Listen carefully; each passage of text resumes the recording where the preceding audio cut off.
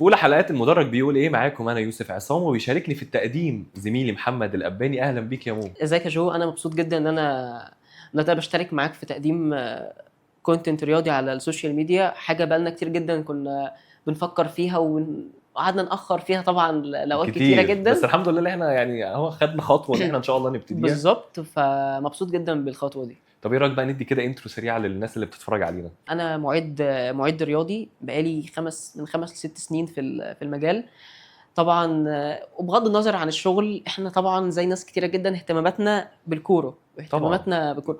فطبعا دي حاجه بعيده تماما عن الشغل، ولكن بالاضافه لاهتمامي ومتابعتي للكوره فانا ده المجال شغلي يعني من بقالي 6 سنين. وخلي بالك كمان احنا يعني هنخلي القعده كأننا قعده صحاب بنتكلم في الكوره طبعا بشكل عام. طبعا طبعا نخش طبعا في مواضيع كتير، طبعا المواضيع بقى اللي بتشغل مثلا المجتمع او الشارع الرياضي المصري او حتى الكوره العالميه بشكل كبير. فان شاء الله كده هنعمل بودكاست لذيذ بالظبط. ويبسط الناس اللي بتتفرج علينا ان شاء الله. ان شاء الله. طيب قبل ما ننسى بقى جو، لازم تعرف نفسك للناس اللي هتتفرج علينا. احنا بنحب الكوره ومش عايزين يعني نستعجل ان احنا نخش في الموضوع اول حلقه، لكن اول حاجه لازم تعرف نفسك للناس. بص انا يعني زي ما نقول كده يعني مذيع او مقدم الصبح وبودكاستر بالليل. اهو احنا شغالين دلوقتي نعمل بودكاست، نعمل بودكاست رياضي ان شاء الله يبسط الناس اللي بتتفرج علينا. فخلينا بقى ايه يعني، ايه رايك نخش بقى في الموضوع؟ وفي مواضيع كتيره جدا عايزين نتكلم فيها.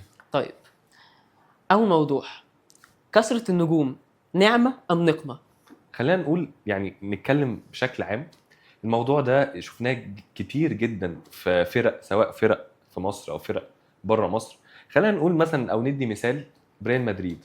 ريال مدريد جيل الجالاكتيكوس، الجيل العظيم اللي احنا شفناه. بقى عندك 2002 تشامبيونز ليج، عندك الدوري، عندك السوبر، عندك الانتركونتيننتال، عندك بطولات كتيرة جدا ريال مدريد حصدها في الفترة دي. وكان في الفريق بيضم نجوم كبار جدا.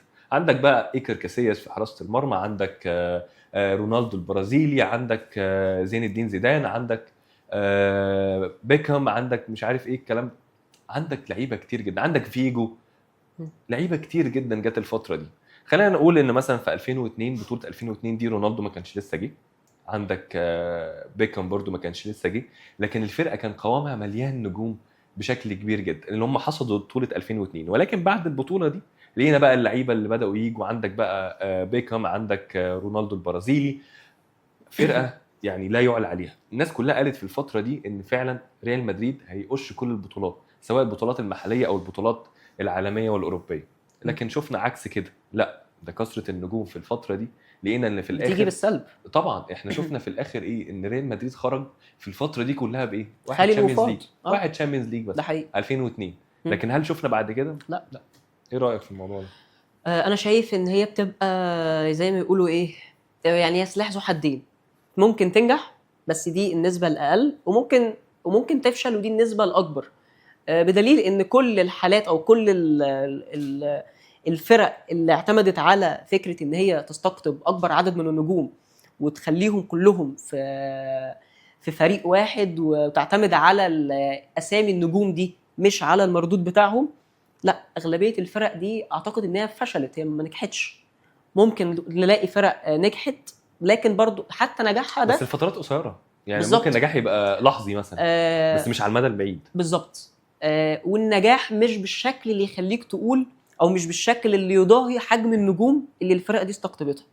طب خليني انت اقول لك فاهمني؟ برضو على مثل قريب جدا الناس كلها شافته واللي احنا عاصرناه في الفتره الاخيره. يعني خلينا نتكلم عن سكواد ريال مدريد الموسم اللي فات. سكواد ريال مدريد الموسم اللي فات، عندك جابوا مبابي قدام، عندك فينيسيوس، عندك رودريجو، عندك بلينجهام. فرقه ولا اروع، فرقه فعلا. ده حقيقي. يعني تقول ان هي داخله هتكسب كل حاجه. لكن شفنا في الاخر ايه اللي حصل. بالظبط، انا متفق معاك جدا في ده. ان الكوره مش بتعتمد على الاسامي. انت بتتكلم اسامي مهمه جدا، ولكن بجانب الاسامي المردود الاسامي دي داخل الملعب بس. ولكن الامور احيانا بيكون لها جانب تسويقي. يعني انا مثلا انت بتتكلم عن ريال مدريد سنه 2002، انا اجيب رونالدو واجيب بيكهام واجيب زيدان واجيب فيجو واجيب كل الاسامي دي، انا هنا بسوق للنادي. هو النادي كده كده مش محتاج تسويق، ولكن برضو لا انت اعلاميا بتسوق للنادي بشكل اكبر وجماهيريا وكل حاجه. الناحيه التسويقيه عارف، عايز بالظبط. اقول لك كمان ان فلورنتينو بيريز رئيس ريال مدريد م. دايما اهتمامه بشكل كبير جدا ان هو يعلي من اقتصاد النادي وان هو يعلي من القيمه التسويقيه للنادي بشكل كبير. م. عارف ده شفناه فين؟ فين؟ شفناه في الصفقه بتاعت رونالدو 2009 2009 لما جه ريال مدريد. حقيقي. عايز اقول لك الصفقه دي المردود التسويقي بتاعها والاعلاني بتاعها م. كان عالي جدا على ريال مدريد، جداً. من بيع بقى تيشيرتات، من عقود رعايه، من بس بجانب شفنا ده حاجات كتيره جدا. بجانب ده كمان المردود الفني طبعا يعني هو كريستيانو ما طبعا كانش لعيب ما كبير كانش يعني. مجرد تسويق اعتماد على الجانب التسويقي والجانب الاعلاني والتجاري والكلام ده، لا طبعا بجانب ذلك المردود الفني اللي قدمه كريستيانو على مدار سنين كتيره جدا. بس لو جينا نتكلم عن ريال مدريد في موسم 2009 لما استقطبوا رونالدو جه من مانشستر يونايتد بصفقه خياليه طبعا في الوقت ده. كمان لما جينا شفنا ان هم جم كريم بنزيما، بناء جالاكتيكوس جديد بقى للفريق، كاكا من ميلان، شفنا تشابي الونسو، فرقه طبعا كانت كبيره جدا، لان كان ساعتها الريال بيعاني بشكل كبير في الشامبيونز ليج. يعني احنا كنا بنشوف ان الريال ما كانش بيعدي من دور ال 16 خالص، كان دايما كل يوم ما يوصل لدور ال 16 يخرج. فدي كانت مشكله كبيره جدا. فساعتها فلورنتينو بيريز قال لك لا، انا هجيب اللعيبه دي وهبني تيم جالاكتيكوس جديد بعد التيم بتاع 2002 و2003، وهخش البطوله بقى ان انا عايز اكسب دوري وعايز اكسب اوروبا وكده. بس جينا شفنا المردود بشكل كبير، لقينا في الاخر ايه؟ ان هم في ال3 سنين دول واحد دوري بس وكوبا ديل ري والكلام ده كله. بس بعد كده الريال بدأ يفوق ويقوم نفسه ويبتدي بقى اللي هو البطولات بتاعه الشامبيونز ليج بقى، جاريث بيل جه، مودريتش جه، ومش عارف ايه. طبعا اداره ريال مدريد اداره محترفه، فده مش شيء غريب عليها خالص. خلي بالك كمان يا أباني، الموضوع بتاع ريال مدريد كمان اللي هو مثلا في عنوان الحلقه بتاعتنا اللي هو هل استقطاب النجوم وفي اوضه اللبس اللي هو نعمه ولا نقمه. احنا شفنا الريال في البدايه كان نقمه، ولكن اتحول الموضوع ده لنعمه. طب ازاي تحول لنعمه؟ خلينا نقول مثلا ان الريال لقى ان في جوانب ناقصاه في التشكيل، فلقى ان هو ازاي يقدر يحلها. شفنا ان هو جاب مودريتش 2013، جاريث بيل 2014، توني كروس 2015 طبعا. ولكن بتكلم على الموسم بتاع لاديسيما اللي هو العاشره لريال مدريد، قدر ان هو الريال بعد غياب من 2002 ان هو ازاي يقدر يكسب الشامبيونز ليج تاني. شفت اتحولت لنعمه كبيره جدا. ففعلا دي الادارات المحترفه ان هي ازاي تقدر تتعامل مع اوضه اللبس بشكل كبير لو مليان نجوم. يعني انت فاهمني. فطبعا دي كانت تجربه ممكن نقول من التجارب الناجحه جدا في تاريخ الكوره لريال مدريد لما يستقطب نجوم بالشكل ده. طيب من بيريز وريال مدريد لكابتن محمود الخطيب والنادي الاهلي، شايف ايه اوجه التشابه بين التجربتين؟ احنا برضه شايفين النادي الاهلي الفتره دي بيضم مجموعه من النجوم تقريبا في كل المراكز، سكواد تقريبا بيطلق عليه هو السكواد الافضل في تاريخ النادي الاهلي. ايه اوجه التشابه بين التجربتين من وجهه نظرك؟ بص خلينا نتكلم على التجربه بشكل عام. دلوقتي احنا لو جينا اتكلمنا عن الموضوع في الدوري المصري، هنتكلم عن الموجود المفروض يبقى فيه سقف للتعاقدات. فسقف التعاقدات ده باظ عند النادي الاهلي. طب باظ ازاي عند النادي الاهلي؟ خلينا نقول الاستقطاب الصفقه احمد مصطفى زيزو، ان هو لما جه من نادي الزمالك وعملت له عقد خرافي وعقد بملايين الملايين، جينا شفنا دلوقتي بقى كل لعيب في النادي الاهلي باصص للصفقه دي او باصص للعقد ده. طب انا ليه ما اخدش كده؟ فعمل مشكله ما بين النجوم. شفنا بقى امام عاشور برضو بيطلب لا انا عايز اعدل عقدي. شفنا مروان عطيه عايز يخش من الفئه الاولى. شفنا مشاكل كتيره جدا.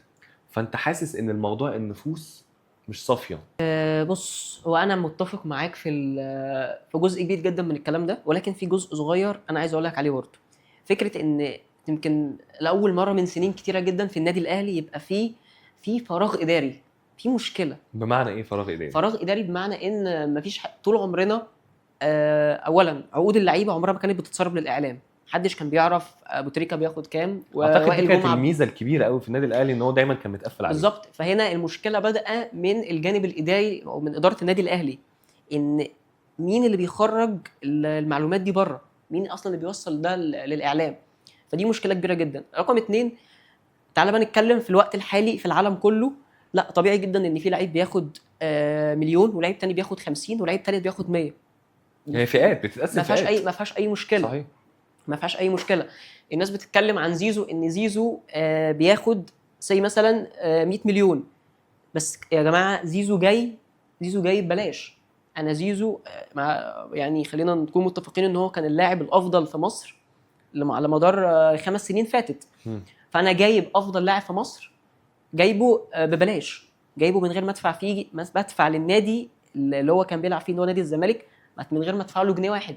فهو جايب بلاش، فما فيهاش مشكله خالص ان الجزء الفلوس اللي كان هيدفع للنادي تمام ممكن جزء منه كبير جدا يروح للاعب، ما فيهاش اي مشكله. انت هتدفع جزء كبير للاعب. طب ما انت دلوقتي لما تيجي تديله المبلغ ده، طب ما اللعيبه برضه هتبص له في المبلغ ده تقول لك اشمعنى انا، عندهم الانا بقى يقول لك اشمعنى انا ما باخدش زيه مع ان انا لعيب كبير. في لعيبه كده بتفكر التفكير ده. تمام. اللعيبه دي كان متعدل عقدها من اقل من 4 أو 5 شهور فاتوا. على سبيل المثال وهذكر اسامي: مروان عطيه عقده كان حوالي 8 مليون تمام، وتزود عقده ل 10 او ل 12 مليون وعايز يتحط لسه في الفئه الاولى.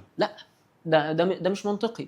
رايي الاهلي او اداره النادي الاهلي عشان تفرض السيطره وتنهي كل المشاكل والشوشره اللي بتحصل دي، لا، اللاعب اللي مش هيلتزم بالعقد بتاعه يعرض فورا للبيع في حاله لو هو كان عايز يمشي، حتى لو كان نجم الفريق، حتى لو كان بيضغط. طبعا حتى لو كان نجم الفريق. بص، في قرارات ممكن تضرك فنيا على المدى القريب. بمعنى عبد الله السعيد لما مشي من النادي الاهلي، ايه اللي حصل؟ عبد الله لما مشي من الاهلي انت اتاثرت فنيا لمده موسم او 2. صحيح. بس بعد كده لا، انت ما عرفت تعوض عبد الله، عرفت تاخد افريقيا، عرفت تاخد بطولات كتيره جدا، مفيش اي مشكله. وده مش تقليدا من عبد الله، لا عبد الله كبير طبعا، ولكن انت بتتكلم ان انت انا اتاثرت بغيابك لفتره، ولكن انا على المدى البعيد انا عادي، انا النادي الاهلي. فده نفس الكلام اللي ينطبق على لعيبه كتيره جدا موجوده دلوقتي. خد بالك عاوز اقول لك على حاجه، الكلام ده ينطبق كمان على امام عاشور. اديك شايف المشكله، كلنا شايفين المشكله اللي بين اداره النادي الاهلي وبين ادم وطني اللي هو الوكيل امام. وفي الموضوع فعلا محدش عارف هو يخلص على ايه. بس اقول لك على حاجه مو برضو يعني بالنقطه بتاعت امام ان هو في النادي الاهلي وكده، ناس كتير قوي من جماهير النادي الاهلي شايفه ان امام هو اهم لعيب في الفرقه، مش زيزو ولا تريزيجيه حتى. ان امام فعلا غيابه اضر بالنادي الاهلي بشكل كبير جدا في المباريات الاخيره. طب انا هسالك سؤال بقى، هل تضمن ان رجوع امام هيخلي الاهلي يعني هيفوق الاهلي او هيخلي الاهلي في احسن حالاته واحسن مستوياته؟ هل انت تضمن المستوى اللي امام كان بيقدمه السنه او السنتين اللي فاتوا، المستوى المميز جدا اللي هو كان يعني اعتقد السنتين دول هو امام ما قدمش زيهم في مسيرته كلها، هل تضمن ان امام بعد ما يرجع هيكمل على نفس المستوى ده؟ يعني بص، انا شايف ان امام لعيب كويس جدا وعنده امكانيات هايله جدا، ولكن مش مضمون. يعني بص، ما خليني ما اقولش ان هو مش مضمون، لكن خليني اقول لك انه يقدم نفس المستوى. لا خليني اقول لك ان اللعيب لما بيرجع ان هو يخش في فورمه المباريات. يعني خد بالك امام كان بعيد الفتره اللي فاتت بسبب موضوع كتفه، وحتى في مباراه المنتخب ومباراه في النادي الاهلي وهكذا، فهو بعيد عن الموضوع بسبب الاصابه. لكن انت لما تخش تاني وترجع من الاصابه وتخش في فورمه المباريات، لا اكيد هيقدم اداء عالي جدا. انا عايز اقول لك على حاجه، ان ما ينفعش لاعب ياخد اكبر من حجمه. امام لعيب جامد جدا، ولكن هو في الاول والاخر فرد داخل منظومه. امام زيه زي حسين الشحات، زيه زي بن رمضان، زيه زي زيزو، زيه زي محمد الشناوي. كلهم لعيبه جامده جدا وكلهم لعيبه دوليه وكل الكلام ده، ولكن هو لاعب جوه منظومه. فلو امام او مروان او ايا كان اللاعب اللي داخل النادي الاهلي لو مش هيلتزم بسياسه النادي او السياسه اللي الاداره حطاها، لا، ايا كانت السياسه بقى تخص رواتب، تخص اي حاجه، لو اللاعب مش هيلتزم بده يمشي فورا. بس خد بالك يا مو برضه هقول لك على حاجه، هنرجع للنقطه دي، بس خليني اقول لك على حاجه برضه. يعني انت شايف دلوقتي ان امام عاشور يعتبر برضه من اهم لعيبه النادي الاهلي، محدش يقدر طبعا ينكر الموضوع ده. لكن احنا شايفين بقى في مشكله حوالين امام، وهي مشكله ما بين الاداره ووكيله ادم وطني. تمام. انت شايف المشكله دي ممكن توصل لايه اصلا؟ انا اعتقد ان امام المفروض، لا، امام دلوقتي انت قدامك اختيارين: اختيار الوكيل اللي مصلحه الناديك اللي انت موجود فيه دلوقتي بتتعارض معاه وفي خلاف واضح جدا بين النادي الاهلي وبين ادم وطني اللي هو وكيله، يا اما هو بالنسبه له يا اما هيختار الوكيل بتاعه وهيمشي في طريق الوكيل بتاعه اللي بيتكلم وبيقول ان انا ممكن اجيب لامام عروض من 10 عروض من الدوريات الخمس الكبرى، وانا اقدر اجيب له عروض مش عارف منين. تمام. او ان هو يختار النادي الاهلي. النادي الاهلي واضح جدا ان في زي ما نقول ايه، في طريق مسدود بين بينه النادي وبين ادم الاهلي وطني. وبين الوكيل. بس خد آدم وطني. بالك خد بالك امام فإمام- متمسك بادم وطني جدا. خلاص لو امام متمسك بادم وطني، انا بالنسبه لي مفيش اي مشكله امام يجيب عرض و... ويمشي من النادي الاهلي، مفيش اي مشكله، مفيش اي مشكله خالص. بس خليني اقول حاجه، ان امام اصلا فاضل له بخلاف الموسم الحالي فاضل له موسمين كمان. فالاهلي بقى هيتعامل ازاي مع الملف ده؟ هي دي النقطه. مش امام اللي يعني دلوقتي مش امام هو صاحب القرار، النادي الاهلي هو طبعاً. صاحب القرار. صح.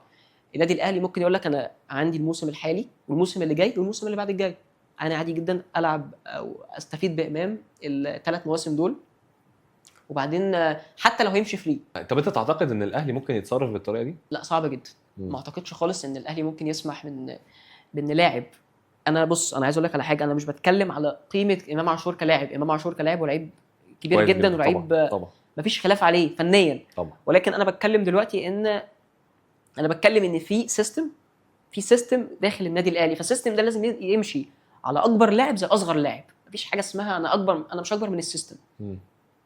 فان فكره ان النادي الاهلي يسمح ان امام يمشي فري، لا صعبه جدا. بس خليني اقول لك على حاجه، فكره ان انت تجدد للاعب قبل ما عقده يخلص بسنتين او ب3 سنين، انا شايف ان هي مش صح. تضمن منين ان اللاعب النهارده هو عنده 27 سنه داخل ب 27 سنه هو عنده 30 سنه هيقدم نفس المستوى اللي هو بيقدمه دلوقتي؟ بس خد بالك يا موده، الموضوع التجديد اللي قبل ما ينتهي العقد ده بيحصل في كل انديه العالم. مفيش مشكله، بس هو برضه هو سلاح ذو حدين. السلاح الجانب الايجابي منه ان انت بتعمل حاله من الاستقرار عند اللاعب، بالظبط، بيبقى عارف مستقبله فين رايح فين.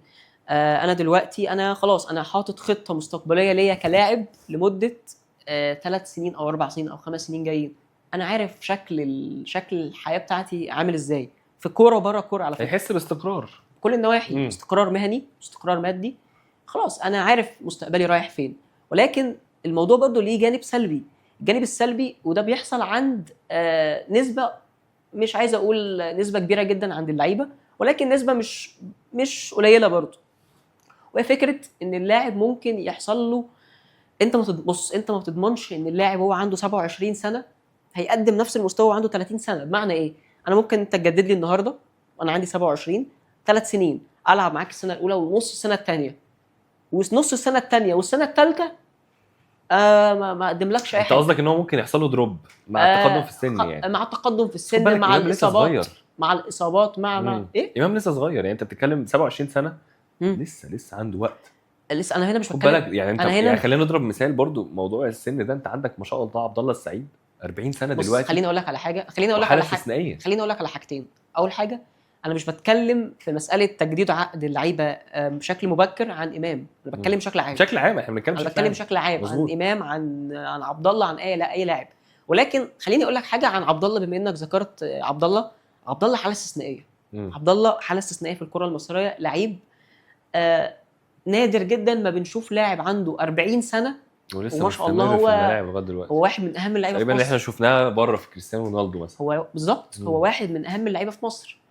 لا عبد الله حاله استثنائيه. عبد الله انا ما اعتقدش ان هيجي لاعب او في اي لاعب في الجيل الحالي في مصر ممكن يوصل لنفس الليفل او لنفس حتى العمر اللي عبد الله السعيد بيلعب فيه دلوقتي. لا عبد الله الصراحه هيبقى يعني صعب جدا. عبد الله اسطوره ولغايه دلوقتي لسه بيكسر في ارقام. يعني انا عبد الله انت بتتكلم 20 موسم 20 موسم عبد الله مسجل فيه. يعني انا عبد الله السعيد ممكن على المستوى الدولي عبد الله ما كانش مؤثر قوي دوليا بشكل بمنتهى الصراحه، ما كانش يعني ملهوش اسهامات دوليه او اسهامات مع منتخب مصر بشكل كبير جدا. ولكن عبد الله انا لو هحط من 15 ل 20 لاعب هعتبرهم اساطير الكره المصريه، لازم عبد الله يكون واحد منهم طبعا. لا وعبد الله كمان ممكن يكون قبل كده كمان في المناطق المتقدمه. انت بتتكلم في اول 10 ده، يعني انا بتكلم اقل حاجه من 15 ل 20 لازم عبد الله السعيد يكون موجود. فعبد الله حاله استثنائيه. خلينا بقى نرجع لنقطه النادي الاهلي وازاي اقدر اسيطر على اوضه اللبس في ظل طبعا النجوم الكتيره اللي موجوده. اول حاجه من الناحيه الفنيه لازم كوتش قوي جدا هو اللي يقود المجموعه دي.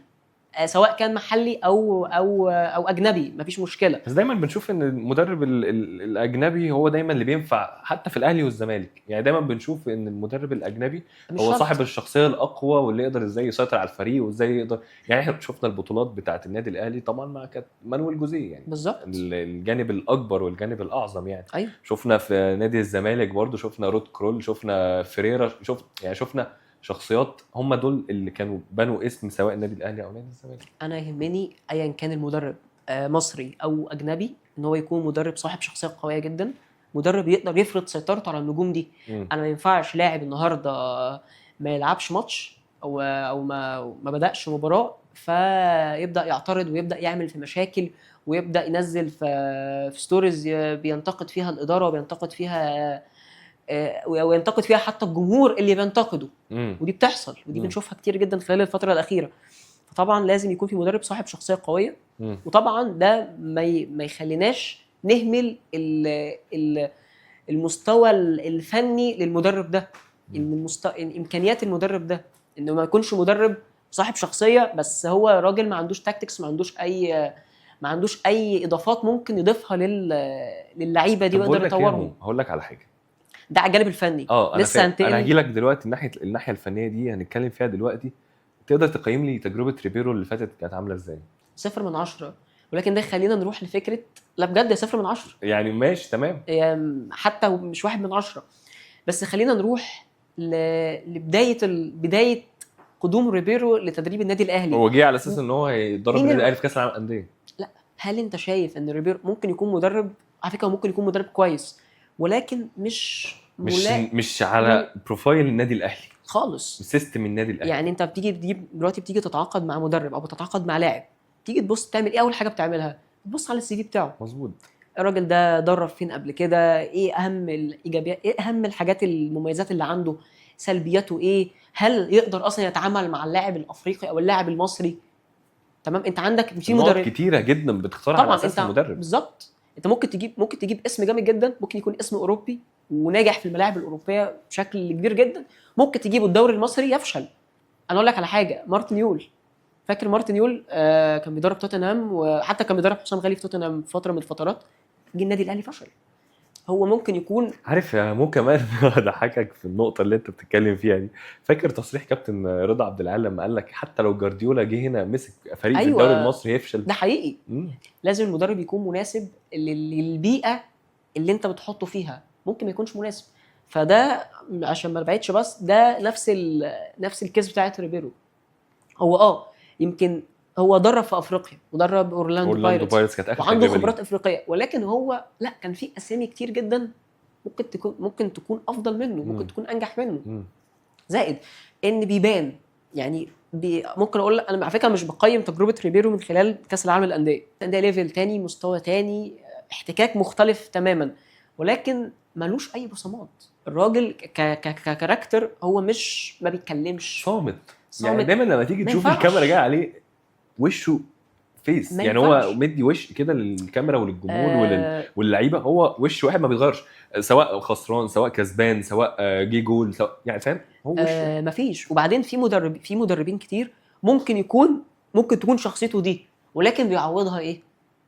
الاداء بقى في الامكانيات يعني بتاعت المدرب ده. امكانيات المدرب ده، في مدربين كتير كده هاديين، كلموش كتير، ولكن هو عنده مخزون من الامكانيات الفنيه والافكار، والجانب الخططي والجانب التكتيكي اللي تخليه يغطي على الجانب ده. انما ريبيرو ولا عنده دي ولا عنده دي. فانت قيمت التجربه بشكل فهي 0/10، ودي خطا من الاداره، خطا من مجلس الاداره. يعني انت تقدر تحمل الاداره الموضوع ده ان هو 100% صح 100%. كان الاختيار كان بناء على ايه؟ انت كنت شايف ان الافضل في موضوع حتى كاس العالم للانديه ان كان كابتن عماد النحاس هو اللي يكمل؟ لا. وتبتدي الدوري بمدرب جديد؟ لا، ما ينفعش من وجهه نظري، لا خالص. طب ما انت كده انت جبت مدرب اجنبي اهو. ما انا اجيب مدرب اجنبي، ما بص، انا اما اجيب مدرب اجنبي كويس جدا، مدرب اجنبي انا واثق فيه، واثق في اسم كبير، واثق في امكانياته، صاحب سي في كبير، او ان انا اجيب مدرب مصري، تمام، مدرب مصري، وانا شايف النادي الاهلي او مصر ما فيهاش غير مدرب مصري واحد او اتنين، ده من وجهه نظري. حسام البدري بغض النظر عن ان في ناس كتيره جدا ممكن تختلف مع حسام البدري على خاصه من جمهور النادي الاهلي عن مواقف سابقه، ولكن الراجل ده هو عارف انت ايه مدرسه الاهلي. مدرسه الاهلي وعارف الاهلي من سنين طويله. فهو حسام البدري، وكان ليه كمان نتائج كبيره جدا مع النادي الاهلي. مظبوط. يعني الراجل ليه تاريخ محترم مع النادي الاهلي. انا بالنسبه لي مفيش غير حسام البدري وحسام حسن. حسام البدري من وجهه نظري عنده افكار، مدرب عنده افكار. حسام حسن بيعتمد على الروح بقى الروح التعنيف بتاع اللعيبه، وان انا هنزل ادي كل اقوى ما عندي واطلع كل اللي عندي. بس اقول لك على حاجه، لكن عماد النحاس لا، لسه بدري عليه جدا ان هو يتولى او ان هو يمسك النادي الاهلي. لا لسه بدري جدا. بس اقول لك على حاجه، وانا يعني اختلف معاك في النقطه دي. انا شايف من وجهه نظري ان كان كابتن عماد النحاس فعلا هو اللي يكمل كاس العالم للانديه، وتبتدي بقى الموسم الجديد بمدرب اجنبي، تشوف السي في مدرب مناسب هو يقدر يخوض فتره الاعداد مع الفريق. ليه هقول لك كابتن عماد النحاس؟ لان كابتن عماد النحاس كان مفنش الدوري مع الاهلي كويس جدا الموسم اللي فات. يعني انت بتتكلم هو خاض 6 مباريات وقدر ان هو خلاص يعني كسب اللقب بطريقه او اخرى. ولكن هو كان يكمل مع النادي في كاس العالم للانديه، لان هو زي ما تقول بقى هو حفظ الفريق وعرف ازاي يبدا مع الفريق، ايه افضل تشكيله وافضل لعيبه يقدر يبتدي بيها والكلام ده كله. فكان يقدر تبتدي بكاس العالم للانديه، وبعد ما تخلص كاس العالم للانديه خلاص انت هتتعاقد بقى مع مدرب جديد، مدرب اجنبي. ممكن يكون كابتن عماد النحاس مثلا المساعد بتاعه زي ما احنا شفنا مع ريبيرو. طب انا اقول لك بقى الخلاصه. قول لي. الخلاصه ان مجلس اداره النادي الاهلي حب يشتري دماغه او حب يريح دماغه. بمعنى ايه؟ دلوقتي انا لو كنت سبت عماد النحاس وهو ماسك الفريق اخر 6 جولات من الدوري، تمام، وبالتالي لما يدخل كاس العالم للانديه مع اي تعثر او مع اي نتائج سلبيه، ايه اللي هيحصل؟ هيتحاسب قدام الجمهور. مظبوط. هيتحاسب قدام الجمهور. طيب انما لما اجيب مدرب اجنبي، لا، المدرب الاجنبي ده مش هيتحاسب. يعني انت قصدك ان انت بدليل يعني ان ريبيرو هيشيلوا الليله. فبالنسبه له لا، انا هجيب مدرب اجنبي، في اسوأ الظروف زي ما حصل. هيتقال ايه؟ هيتقال لا، ان الراجل ده لسه ماسك الفريق مفيش بقاله اقل من شهر، ولعب في ليفل عالي جدا وكذا وكذا. ما هو خلاص تمت اقالته. بعد ايه؟ بس تمت اقالته امتى؟ بعد 4 جولات من الدوري. ده انت بدايه. ولكن مش بعد كاس العالم للانديه. تفرق. عماد النحاس لو كان قاد الفريق في كاس العالم للانديه وحصلت نفس النتائج اللي حصلت مع ريبيرو بالظبط، هي كانت الدنيا تتقلب. بس انا شايف ان اولا كان هيتم اقاله عماد النحاس بعد مباراه بورتو مباشره. دي رقم 1. رقم 2 كان الجمهور الاهلاوي هيحمل مجلس الاداره ان انت ازاي ما جبتش مدرب اجنبي. طب انت شايف بقى ان الاداره اتعاملت في الملف ده بطريقه احترافيه؟ لا طبعا. لا دي طريقه مش احترافيه خالص، ولكن هي الطريقه الايه؟ بس انا اجيب مدرب اجنبي عشان اشيله الليله، عشان يعني لا ونجح. لا امتص يعني غضب الجمهور والكلام ده كله. هيبقى عندي الحجه اللي تخليني اقول ان انا والله انا جبت مدرب اجنبي وما نفعش يا جماعه، انا خلاص هشيله.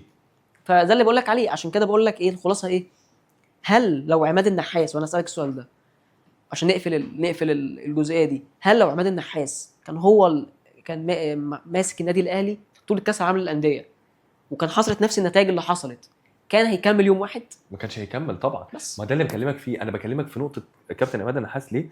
لان انا بقول لك ان كان كابتن عماد يكمل بطوله كاس العالم للانديه، لكن بعد انتهاء بطوله كاس العالم للانديه اللي هي بماتش بورتو خلاص انا هتعاقد مع مدرب اجنبي جديد، مدرب اجنبي يخوض معايا فتره الاعداد ويبتدي معايا الموسم بشكل كبير جدا، ويكون مثلا المساعد بتاعه كابتن عماد النحاس او ايا كان من ولاد النادي الاهلي. فعشان كده بقول لك ده كان بالنسبه لي المنظور الافضل اللي كان الاهلي يبتدي بيه طبعا الدوري. وانا متفق معاك جدا. انا متفق معاك جدا، ولكن في للاسف قرارات كتير بتحصل الفتره الاخيره في النادي الاهلي، قرارات غريبه. بص هي طبعا هفوات من الاداره. انا عايز كده مجلس اداره النادي الاهلي، انا شايف الناس تتعب، الناس تاخد قرارات كتير جدا بشكل صحيح، ولكن بيخطئوا في بعض القرارات، مفيش مشكله. ولكن انا رجائي الوحيد لمجلس اداره النادي الاهلي ما تسمعوش للسوشيال ميديا. بيسمعوا كتير للسوشيال ميديا. السوشيال ميديا على فكره انا وانت جزء من جمهور السوشيال ميديا طبعا. ولكن دايما انا بقول حتى لنفسي، انا واحد من الجمهور، انا مش مسؤول دايما المسؤول اللي جوه مجلس الاداره او اللي جوه المنظومه نفسها هو شايف اكتر مني. انا ممكن اساعده في ان انا ارشح له لاعب، ان انا ارشح له اسم مدرب ممكن يناسب النادي، ولكن انا مش صاحب قرار. انا مش صاحب قرار. يعني ممكن يكون مجلس الاداره بيتحمل جزء كبير جدا، بس برضو اللعيبه بتتحمل جزء كبير. طبعا. طب ليه هقول لك اللعيبه بتتحمل جزء كبير؟ يعني شفنا الفترات اللي فاتت كانت النادي الاهلي بيحصد عديد من البطولات، لكن خلينا نتكلم نقول ان اللعيبه وصلت لمرحله شبع من البطولات، لازم يزودوا او يرجعوا الجوع تاني للبطولات. يعني دايما اي فرقه بطولات لازم يكون عندها، يعني زي ما تقول كده، انا جعان بطولات، مرحله احلال وتجديد. عايز اقش كل البطولات، عايز ارجع تاني ان انا اخد البطولات تاني. يعني بيسموها مرحله بس دماء جديده. مزبوط. طبعا شفنا ده اخر مره سنه 2020 لما فايلر جه مسك النادي، وكان الاهلي برضو فيه لعيبه كتيره بتبطل ولاعيبه كتيره لسه بتبدا تبقى هي يعني زي ما تقول تحمل الرايه. محمد الشناوي، عمرو السوليه، ايمن اشرف، اللعيبه دي اللي كانت بدات تشيل النادي، وهكذا دلوقتي ده اللي بيحصل برضو في لعيبه بتبطل ولاعيبه. فده مظبوط، وده طبيعي جدا. مرحله احلال وتجديد دي بتحصل كل. خلينا بقى يعني خلاص احنا دلوقتي عشان في نهايه الحلقه بتاعتنا، يعني قول لي بقى ايه اللي ممكن الحلول. هي روشتة. ايه؟ قول لي بقى الروشتة. اعاده استخدام شعار الاهلي فوق الجميع. بمعنى الاهلي فوق جميع لاعبيه، فوق جميع مدربيه، فوق جميع مسؤوليه. كل من يعمل داخل النادي الاهلي او تحت مظله النادي الاهلي هو خاضع سيستم النادي الاهلي. ما ينفعش كل شويه لاعب يجي يقول لي انا عايز اعدل عقدي عشان اتساوى باللاعب الفلاني، او ان انا عايز، او انا جاي لي عرض. حدد سقف بقى للرواتب، ما عديش السقف ده، ما عديش الليميت ده، ايا كانت الطريقه. ايا كانت الطريقه والصيغه اللي هيستخدمها المسؤولين عن هذا الملف. فكره ان ممكن زي ما انت بتقول يبقى في سقف للرواتب زي ما الاهلي كان مطبق السيستم ده على مدار السنين اللي فاتت كلها، او فكره ان كل لاعب له عقد يلتزم بهذا العقد اللي هو وافق عليه، اللي هو يعني مضى عليه برغبته وموافقته وموافقه النادي الاهلي، عقد.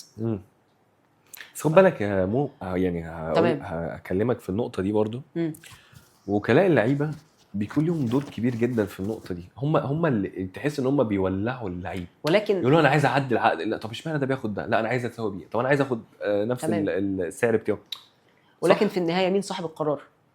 اللاعب. مظبوط. انا دلوقتي لاعب وليا وكيل، الوكيل قال لي لا انت بتاخد 10، انت لازم تاخد 20، او تغييرك بياخد 30. تمام، او ممكن من طبيعي جدا ان هو يتكلم معايا وانه يقول لي رايه، ولكن في النهايه انا صاحب القرار، انا اللي هقول انا هعمل ايه. فانت كلاعب بتتاثر بكلام وكيلك او بكلام زمايلك او بكلام مش عارف مين، فدي بتاعتك. ولكن في النهايه مظبوط انا ليه في السيستم ده. فدي رقم واحد. ورقم واحد دي تطلعني لنقطه تانية مرتبطه بيها برضو، وهي فكره ان اللاعب اللي عايز يمشي ايا كان اسم اللاعب اللي مش هياخد على السيستم ده. انا دلوقتي بتكلم عن اللعيبه، ايا كان مين، ايا كان اسم اللاعب ده، يجيب عرض فورا ويمشي. والاهلي مش هيخلي لعيب موجود عنده هو مش عايز يكون موجود، او هو بيلعب وهو متضرر او متضايق ان ازاي انا ما اتعدلش عقدي. يا اما تلتزم بالعقد اللي موجود وبالسيستم بتاع المؤسسه اللي انت موجود فيها، يا اما تمشي مع السلامه، مفيش اي مشكله. دي هتخلي في نوع من انواع الاستقرار جوه اوضه اللبس. انت بتقول دلوقتي ازاي نرجع الاستقرار لاوضه اللبس؟ مظبوط، عن طريق القرارات دي. مفيش لاعب اكبر من النادي. صح. معلش من 5 سنين وده لاعب انا على المستوى الشخصي بحبه جدا، رمضان صبحي الاهلي قال له ايه؟ ساعه وترد عليا. معلش رمضان صبحي في الوقت ده مين كان اجمد منه في مصر؟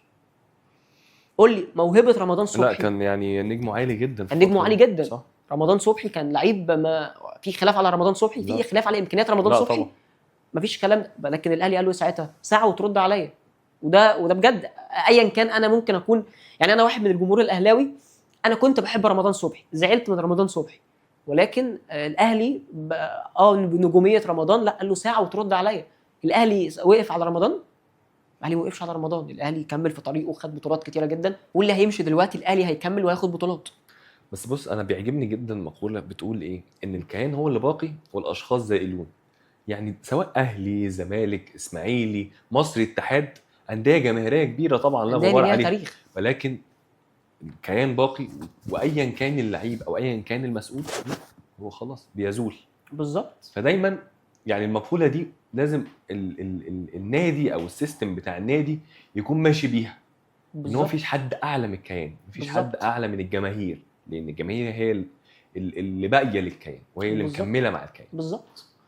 فانا متفق معاك جدا في النقطه دي. عايز ارجع معاك لنقطه اخيره، ان بالاضافه ان فكره ان هو السيطره على اوضه اللبس، على المستوى الفني لازم تعاقد مع مدرب صاحب شخصيه قويه جدا، ويكون في، انا عارف ان خلاص ما بقاش في مدير كوره، بقى مدير رياضي هو قائم باعمال مدير الكوره. مظبوط. طبعا اللي بيقوم بالدور ده دلوقتي الكابتن وليد صلاح الدين. بالظبط كده. ولكن كابتن وليد صلاح الدين تاريخ كبير جدا مع النادي الاهلي. طبعا من ولكن احسن اللعيبه المهاريه في تاريخ الكوره المصريه بشكل عام. طبعا وعايز اقول لك كابتن وليد صلاح الدين من اكتر المحللين الرياضيين اللي على مدار سنين فاتت كتيره كنت تستمتع بيه. بستمتع بيه جدا. راجل فاهم كوره، صح. فاهم كوره. والناس يعني الناس اللي فاهمين كوره في المجال التحليل للاسف هم قليلين جدا. صح مظبوط. قليلين جدا.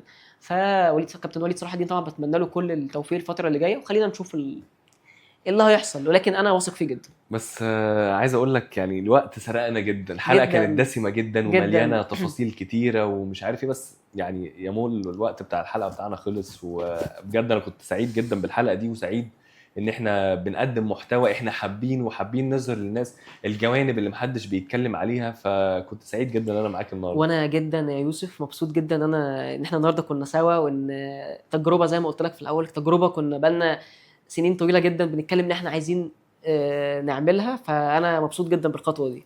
وان شاء الله كده يعني استنونا في حلقات تانية جديده من برنامج المدرج بيقول ايه. وكنت مبسوط ان انا معاك النهارده. وانا جدا يا يوسف.